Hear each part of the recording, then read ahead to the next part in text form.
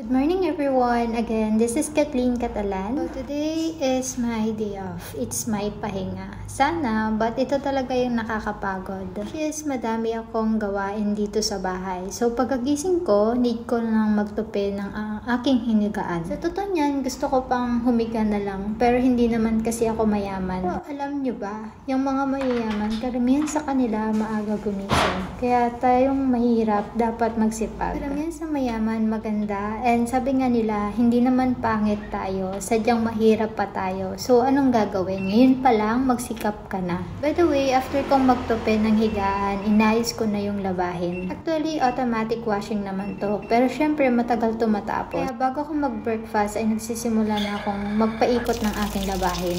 And sabi din nila, drinking warm water in the morning can give you several health benefits. So, after kong nagtimpla na din ako ng coffee, it's black coffee. Dito ako nagtimpla kasi katagal kong inumin baka lumamig agad.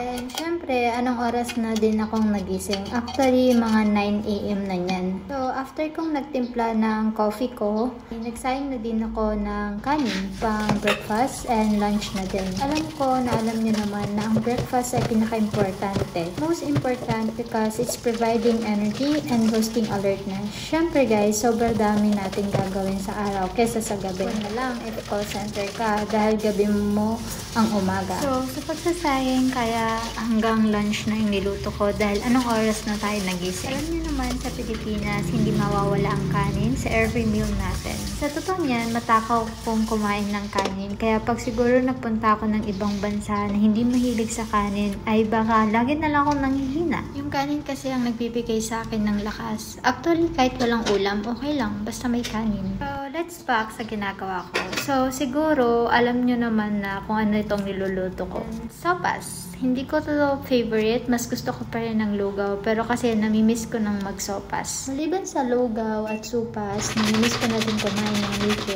Ang wike, it's like noodles na may aswete. Masarap lalo na kung may sili at bangus na chichirya. So, update nga pala sa labahin natin. Ito nga yung gusto ko sa automatic washing. Pwede mong gawin yung ibang gawain habang naghihintay. Ito nga ay kumakain na muna ako ng biscuit. Gutom na din ako. So, let's back sa ginagawa ko. So, nag-start na ako din magluto ng sopas. Ginisa ko sa corned beef. Simpleng sopas lang naman ito. So, habang hinintay kong kumulo, naghilamos na din ako after kong igisa yung sopas.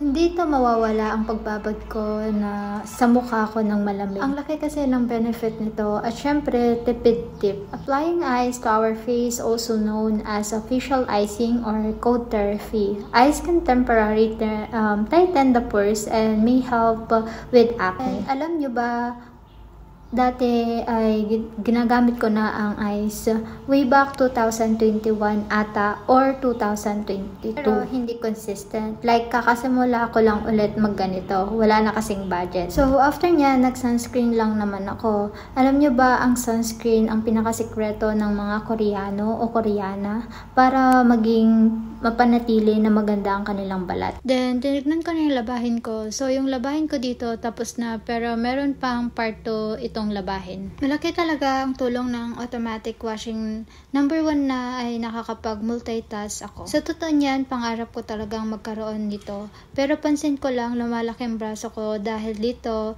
dati naman payat ang braso ko kasi nga naglalaba pa ako gamit ang mga kamay ko. So, dito nga pala pwede na ang aking sopas. By the way, nakalimutan ko na mag-video nung kumain ako. Nawala na sa isip ko at gutom na ako. So, dito na video, tapos na akong kumain. So, di ko na naipakita kasi nga naman na full storage ng phone ko. Again, this is Kathleen Catalan. Thank you so much for watching and please don't forget to subscribe. I love you all.